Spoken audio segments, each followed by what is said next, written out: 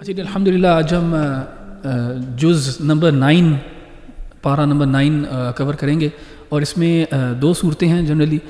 سورہ الاعراف شروع میں ہے اور پھر سورہ انفال آیا نمبر 40 تک. اور سورہ الاعراف جو ہے اس میں جنرلی نا عقیدہ اسلام جو ہے نا بڑا بنیادی طور پہ بیان کیا گیا ہے. توحید جو ہے اس کے اندر بہت واضح طور پہ، ایون قرآن میں سب جو صورتیں ہیں قرآن کی ان کے اندر توحید کا بیان ہے، لیکن اس صورت میں خاص طور پہ بیان ہے.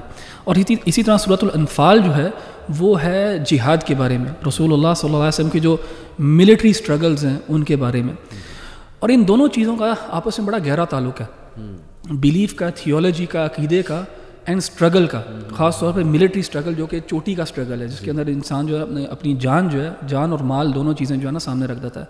تو جب تک مومن کے اندر بیلیف کی ایک پختگی نہیں ہوگی تب تک وہ اس لیول آف سٹرگل پہ بھی نہیں اتر سکتا. اینڈ ہم دیکھتے ہیں رسول اللہ صلی اللہ علیہ وسلم کی زندگی میں کہ نفاق بھی جو ہے وہ اسی ٹائم پہ ظاہر ہوا ہے. نفاق بھی جو ہے وہ تب ظاہر ہوا ہے جب سٹرگل جو ہے، جب ڈیمانڈ کی گئی جان اور مال کا سٹرگل جب ڈیمانڈ کیا گیا نا، تب ہمیں پتہ لگا کہ رسول اللہ صلی اللہ علیہ وسلم کی جماعت میں نفاق ہے کہ نہیں ہے. اور جو یہ سورہ شروع ہوتی ہے اس میں جو جز شروع ہوتا ہے، جو سورہ اعراف کا ورس نمبر 88 سے آگے، اس میں شعیب علیہ السلام کا جو ہے نا واقعے کا ذکر ہے. اور شعیب علیہ السلام کی جو قوم ہے ان کا جو جرم تھا وہ کرپشن تھا، بیسکلی ناپ تول میں کمی، اور جس کے پیچھے ان کو اللہ تعالیٰ سے ڈرایا بھی گیا کہ یہ کام نہ کیا جائے. لیکن ان کے جو سردار ہیں، قوم کے سردار ہیں، جو اس کرپشن سے فائدہ اٹھا رہے تھے، انہوں نے اپوز کیا. تو اس اسٹوری کے اندر یہ بھی امپورٹنس ہے کہ انسان جو ہے نا وہ جب بھی اس کا جو لین دین کا معاملہ ہو اس کے اندر انصاف ہونا چاہیے. تو بیسکلی اس طرح یہ جز شروع ہو رہا ہے. سورہ مطففین بھی اسی موضوع پہ بالکل اسی کے اوپر ہے، ویل للمطففین. فرعون کا اور حضرت موسیٰ علیہ السلام کا واقعہ بڑے تفصیل سے ذکر کیا گیا. بالکل ایسے ہی. اور خاص طور پہ پھر وہ حضرت موسیٰ علیہ السلام کا کوہ طور کا جو واقعہ ہے، وَوَاعَدْنَا مُوسَىٰ 30. بلکہ جو آپ نے ابھی بات کی نا حضرت موسیٰ علیہ السلام کا، بڑا تفصیل سے واقعہ. اور جو ورس انشاءاللہ میں شیئر کرنا چاہتا ہوں اپنی ریفلیکشن، کہ ساری جو باتیں ہیں کہ انہوں نے قوم سے کیسے ڈیل کیا. اور دیکھیں قوم نے بہت ستایا، بلکہ اللہ کے نبی صلی اللہ علیہ وسلم کو جب کوئی ایذا پہنچتی تھی نا تو وہ یہی کہتے تھے کہ اللہ رحم کرے موسیٰ پہ، میرے بھائی موسیٰ پہ، کہ بنی اسرائیل نے بہت زیادہ تکالیف انہیں دی. تو یہ آیا بڑی انٹرسٹنگ ہے کہ اس سے پچھلی آیا میں ظاہر ہے موسیٰ علیہ السلام تھوڑا سا غضبناک ہو جاتے ہیں اپنی قوم پہ، اور ظاہر ہے بہت تنگ کیا قوم نے. تو اس آیا میں اللہ سبحانہ تعالیٰ ان کا ایک ایکشن جو ہے وہ بتاتے ہیں، وہ یہ ہے قال رب اغفر لی ولی اخی وادخلنا فی رحمتک وانت ارحم الراحمین. جب حضرت موسیٰ نے دعا کرتے ہوئے کہا کہ اے میرے پروردگار بخش دے مجھے بھی اور میرے بھائی کو بھی، اور ہمیں داخل فرما اپنی رحمت میں، اور تو تمام رحم کرنے والوں میں سب سے بڑا رحم کرنے والا ہے. اس سے جو میں ریفلیکشنز اپنی شیئر کرنا چاہتا ہوں کہ دیکھیں سب سے پہلے لیڈر کا کام ہے اپنے آپ کو دیکھیں، تزکیہ کرے اپنے. جیسے نوح علیہ السلام کی بھی آپ دعا پہ غور کریں نا کہ انہوں نے اتنے سال دعویٰ کیا، اور سب سے پہلے وہ استغفار خود کر رہے ہیں کہ اللہ میری طرف سے کوئی کمی نہ رہ گئی. تو آئی تھنک کہ تمام لیڈرز کسی بھی لیڈنگ پوزیشن میں سب سے پہلے وہ تزکیہ اور استغفار کریں، اور یہاں پہ وہ اپنے بھائی کے لیے بھی استغفار جو ہے طلب کر رہے ہیں. اور یہ دیکھنا بڑا ضروری کہ کہیں میری طرف سے تو کوئی کمی نہیں ہوئی. آئی تھنک اس چھوٹے سے رول کو ہی ہم لے لیں تو ہمارا انشاءاللہ جو ہے وہ بہت فائدہ ہوگا. ایک امام شافعی کا ہے ظاہر غالباً یہ واقعہ، یا امام احمد بن حنبل، کریکٹ می اگر آپ لوگوں کو یاد ہے، کہ انہوں نے کہا کہ جب بھی میری وائف سے میرا جھگڑا ہوتا ہے تو مجھے پتہ لگ جاتا ہے کہ میرے تقوی میں کمی، یعنی سم تھنگ از رانگ، یا میں استغفار نہیں کر رہا. تو دیکھیں ہمارے ریلیشنز بہت زیادہ اس چیز پر ڈپینڈنٹ ہیں کہ ہم اللہ سبحانہ وتعالیٰ کو کتنا جو ہے وہ چاہ رہے ہیں، یا کتنے جو ہے وہ نیک کام کر رہے ہیں. اور اگر کہیں بھی کمی بیشی ہوتی ہے تو ڈیفینیٹلی سب سے پہلے تو یہی سوچنا چاہیے نا، جو حضرت یونس علیہ السلام کی بھی دعا ہے کہ لا الہ الا انت سبحانک انی کنت من الظالمین، میں ظالم ہوں اللہ آپ پاک ہے. لیکن ہیونگ سیڈ اٹ, میں یہ نہیں کہہ رہا کہ موسیٰ علیہ السلام سے کوئی غلطیاں ہوئی ہوں, لیکن دیکھیں بینگ اے نبی اگر وہ یہ دعا کر رہے ہیں کہ اللہ مجھے معاف کر دے, میرے بھائی کو معاف کر دے, تو ہم کون ہوتے ہیں؟ ہمیں تو 10 ٹائم زیادہ استغفار کرنے کی ضرورت ہے اپنے معاملات میں. اچھا علی بھائی, اس میں نا جو آپ نے بات کی میں تھوڑا سا ایڈ کروں گا. جی اسی آیت کے حوالے سے یعنی ایک ہمیں نبی کی اسٹرگل کا پتہ چلتا ہے کہ سبحان اللہ, نبی جہاں پہ ایک فرنٹ لائن میں ڈسبلیورس کو انکاؤنٹر کر رہا ہوتا ہے, ان کی آرگیومنٹس کو, ان کی طرف سے مشکلات ہیں, وہاں پہ ان کی اپنی قوم جو ہے وہ بھی ایک قسم کے ان کے بھی مسئلے وہ حل کر رہا ہوتا ہے. جیسے نا آیت نمبر 129 کے اندر اللہ تعالیٰ ذکر کرتے ہیں سیدنا موسیٰ علیہ الصلوۃ والسلام کی اسٹرگل کو, قالوا اوذینا من قبل ان تأتینا ومن بعد ما جئتنا. ٹھیک ہے نا, کہ انہوں نے کہا اے موسیٰ ہمیں تمہارے آنے سے کوئی فائدہ نہیں ہوا. یعنی امیجن کریں کہ سیدنا موسیٰ فرعون سے لڑ رہے ہیں, اپنا سب کچھ داؤ پہ لگا کے, اپنی ساری وہ بادشاہوں والی زندگی چھوڑ کے آئے ہیں, اسٹرگل کر رہے ہیں, اور فرعون یعنی قوم کے اندر اتنا امپیشنس ہے اور انٹالرنس ہے کہ وہ کہتے ہیں کہ تیرے آنے سے پہلے اور تیرے آنے کے بعد بھی حالات تو وہی ہیں, کوئی فرق تو نہیں پڑ رہا. تو انہوں نے پھر آگے کہا قال عسى ربكم ان يهلك عدوكم ويستخلفكم في الارض فينظر كيف تعملون. انہوں نے کہا ان قریب حوصلہ کرو کہ اللہ تعالیٰ تمہیں زمین میں خلافت بھی دے گا, تمہارے دشمن کو تباہ بھی کرے گا. پتہ چلا کہ بیچارہ نبی جو ہوتا ہے وہ ہر اعتبار سے اسی طریقے سے قوم موسیٰ نے اس کے بعد انہوں نے کہا پھر دیکھیں گے تم کیسے عمل کرتے ہیں. ہاں فینظر کیف تعملون, پھر ہم دیکھتے ہیں. اچھا اس طرح ایک اور چیز اسی کا ذکر یہ بھی ہے کہ جب انہوں نے دوبارہ یہ شکوہ تب کیا تھا جب سیدنا موسیٰ علیہ الصلوۃ والسلام بالکل جو ہے نا وہ دریائے نیل کے پاس پہنچ گئے تھے اور پیچھے سے وہ ہے نا وہ فرعون آ گیا تھا اپنے لشکر. اس ٹائم بھی انہوں نے یہی بات کہا, انہوں نے کہا جی تمہاری وجہ سے میں مروا دیا تم نے ہمیں, یعنی تم سبحان اللہ, اللہ معاف کریں. یعنی اس قوم کے اندر یعنی اس کی دیکھیں کہ اخلاقی اور اس کی ویکنس دیکھیں کہ اتنی وہ سبمسو ہو چکی تھی وہ قوم کہ basically they were not even, یعنی امپیشنس کی انتہا. اور دوسری بات یہ کہ یار تھوڑا سا بھی اسٹرگل اور پیشنس یا تھوڑے سے بھی حوصلہ کہ جی بڑی قیمت ہم آزادی حاصل کر رہے ہیں, اس کے لیے قیمت ادا کرنی ہے, جانیں دینی پڑے گی, کوئی بات نہیں, they not willing to do that at all. سبحان اللہ. اچھا اللہ تعالیٰ نے نا جنرلی یہ سارا کچھ بتا کے, یعنی کہ پریکٹیکلی میرے اور آپ کے لیے امت مسلمہ کے لیے اس میں کیا لیسنز ہیں. آپ کو پتہ ہے کہ مختلف انبیاء علیہم السلام کا ذکر کیا ہے اور تقریباً سب بستیوں نے جھٹلایا. تو آگے اللہ تعالیٰ نے نا ایک چیز بتائی کہ اگر یہ لوگ یہ کر لیتے تو, اور اگین اس میں میرے اور آپ کے لیے لیسن ہے. اللہ تعالیٰ فرماتے ہیں, یہ آیت نمبر 96 ہے سورہ اعراف کی. اللہ کہتے ہیں وَلَوْ أَنَّ أَهْلَ الْقُرَىٰ آمَنُوا وَاتَّقَوْا, یعنی کہ اگر یہ صحیح ایمان لے کے آتے اور اللہ کا تقوی اختیار کرتے, اللہ سے ڈرتے, لَفَتَحْنَا عَلَيْهِمْ بَرَكَاتٍ مِّنَ السَّمَاءِ وَالْأَرْضِ, ہم آسمان سے ہم برکتیں ان پہ کھول دیتے, آسمان سے بھی اور زمین سے بھی. لیکن وَلَٰكِن كَذَّبُوا, انہوں نے جھٹلا دیا, فَأَخَذْنَاهُمْ بِمَا كَانُوا يَكْسِبُونَ. اللہ کہتے ہیں پھر ہم نے ان کو پکڑ لیا اس چیز کے عوض جو کہ وہ کیا کرتے تھے.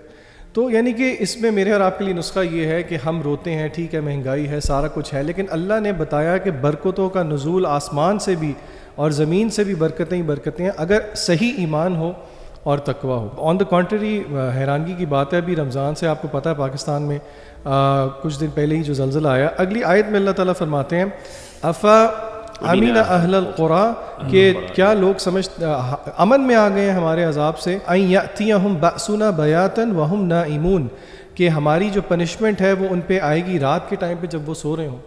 تو یہ اور آگے امین اہل القریٰ یأتیہم بأسنا ضحی وہم یلعبون, صبح کے ٹائم جب وہ کھیل رہے ہوں. اچھا اس میں یہ جو ذیشان بھائی نے بات کی ہے اور جو علی بھائی نے بات کی تھی پہلے, اس کو میں سب کو کنیکٹ کروں گا اس طرح کہ اللہ سبحانہ و تعالیٰ نے نا یہ شعیب علیہ السلام کی جو قوم ہے جس کے اوپر عذاب آیا, جو اپنی ابھی آیات پڑھی ہیں, اس میں جو ذیشان بھائی نے آیت پڑھی ہے 96, اس سے اگر آپ ایک آیت پہلے دیکھیں گے, اللہ سبحانہ و تعالیٰ کیا کرتا ہے کہ اللہ آپ کو اور مجھے آزماتا ہے, ہم سب کو, ایک انڈیویجول لیول کے اوپر بھی اور ایک کمیونٹی لیول کے اوپر بھی. اور وہ آزمائش جو ہے نا وہ کسی نہ کسی مصیبت کی شکل میں آ سکتی ہے. جیسے علی بھائی نے کہا کہ کچھ جو ہمارے اسلاف تھے وہ جب تقوی میں کمی ہوتی تھی, ان کے استغفار میں کمی ہوتی تھی, وہ کہتے تھے ہمیں اپنے جو ہے نا اہل و عیال میں اس کی برائی کا جو ہے نا افیکٹ نظر آتا ہے. یہ اللہ تعالیٰ کا ایک میکینزم ہے انسان کو واپس لانے کا ہمیشہ, کہ وہ اس کو نا برائی نظر آتی ہے, پھر وہ کنیکٹ کرتا ہے اپنے عمل کے ساتھ کہ یار میں نے یہ عمل کیا تھا اس لیے جو ہے نا یہ برا معاملہ ہوا ہے, اور پھر وہ توبہ اور استغفار کی طرف جاتا ہے. لیکن کبھی کبھار ہوتا ایسے ہے کہ ایک انسان کے ساتھ وہ برا عمل ہو رہا ہوتا ہے لیکن وہ اس کو کنیکٹ نہیں کر پا رہا ہوتا اپنے عمل کے ساتھ، اور نہ ہی وہ اپنے رویے کو چینج کرتا ہے، نہ ہی استغفار کرتا ہے. تو پھر اللہ پھر اس کو جو ہے ایک نشانی دیتا ہے، کوئی نہ کوئی پرابلم آتا ہے اس کی زندگی کے اندر، لیکن وہ پھر لوٹتا نہیں ہے. اچھا، اگر یہ کچھ دفعہ ہو اور یعنی انسان اگنور کرے اللہ تعالیٰ کی نشانیوں کو، تو پھر کیا کرتا ہے اللہ تعالیٰ نا دروازے کھول دیتا ہے خیر کے، پھر اس بندے کے لیے جو برا کام کر رہا ہوتا ہے اللہ تعالیٰ اس کے لیے خیر کے دروازے کھول دیتا ہے. اور یہ آیا نمبر 95 کے اندر یہ چیز مینشنڈ ہے شعیب علیہ السلام کی قوم کے پرسپیکٹیو کے اندر، کہ پھر ہم نے ان کے لیے جو ہے نا فراوانی ہوگی، ان کے لیے پراسپیرٹی آ گئی ان کے لیے. پھر فَأَخَذْنَاهُمْ بَغْتَةً وَهُمْ لَا يَشْعُرُونَ، اور پھر ہم نے ان کو اچانک پکڑا اور ان کو پتہ بھی نہیں لگا. ادھر نا ایک کانسیپٹ ہے جو اس کو میں سمجھتا ہوں بہت امپورٹنٹ ہے اور زیادہ بیان نہیں کیا جاتا، وہ ہے استدراج کا کانسیپٹ. استدراج یہ ہے کہ اللہ سبحانہ و تعالیٰ کیا کرتا ہے کہ اللہ موقع دیتا ہے انسان کو، ایک دفعہ، دو دفعہ، تین دفعہ، چار دفعہ، پانچ دفعہ، انڈیویجول لیول کے اوپر بھی ہمیں بھی اللہ تعالیٰ موقع دیتا ہے بار بار. لیکن اگر ہم ان سے لیسنز اخذ نہیں کرتے اور لوٹ کے واپس اللہ تعالیٰ کی طرف نہیں جاتے تو اللہ تعالیٰ وہ پھر موقع دینا بند کر دیتا ہے، اور پھر انسان جو ہے نا وہ برائی کر رہا ہوتا ہے لیکن نہ اس کو ندامت ہوتی ہے، نہ کوئی برا نتیجہ اس کو نظر آتا ہے، تو وہ سمجھتا ہے کہ بس ٹھیک ہے یار اس میں کچھ بھی نہیں ہونا مجھے. اور اس میں پھر آگے اسی کانٹیکس میں آگے آیت ہے افامنوا مکر اللہ، کیا یہ اللہ تعالیٰ کے پلان سے بچ گئے ہیں؟ کیا ان کو نہیں پتہ استدراج کا؟ کیا ان کو نہیں پتہ کہ یہ اگر اس میں اب معاملے میں آگے بڑھتے جائیں گے تو اچانک اللہ تعالیٰ کی سزا آئے گی؟ اور یہ بڑا خوفناک، یہ بڑی خوفناک یہ ریالٹی ہے. فلا یأمن مکر اللہ الا قوم خاسرون، کہ کوئی بھی جو قوم ہے وہ اگر اس چیز کے بارے میں ہیڈلیس ہو جائے کہ اللہ تعالیٰ کا کیا پلان ہے اور اللہ تعالیٰ کا کیا معاملہ ہے تو پھر خسارے میں ہوں. تو میں اپنی ہماری جو آڈینس ہے، خاص طور پہ جو لوگ غلط کاموں میں ملوث ہیں اور اس کے بعد وہ دیکھ رہے ہیں کہ اللہ تعالیٰ کی برکات بھی نازل ہو رہی ہیں ان کے اوپر، تو وہ اس دھوکے میں نہ رہیں کہ اللہ تعالیٰ دیکھ نہیں رہا اور اللہ تعالیٰ جو ہے نا اکاؤنٹ نہیں کرے گا.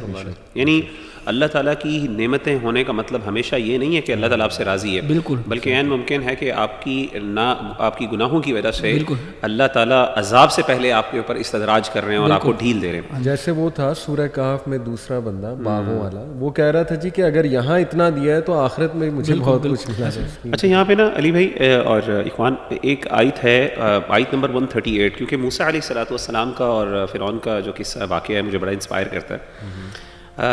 یہاں پہ یعنی اللہ تعالیٰ نے پوسٹ جب وہ اس سے نجات مل گئی فرعون سے، تو اس کے بعد اللہ تعالیٰ نے یہاں پہ ان کا بنی اسرائیل نے جب وہاں سے یعنی دریا کو کراس کر لیا اور اس کے بعد وہ آگے گئے تو وہاں پہ ان کا ایک قوم کے ساتھ سامنا ہوا.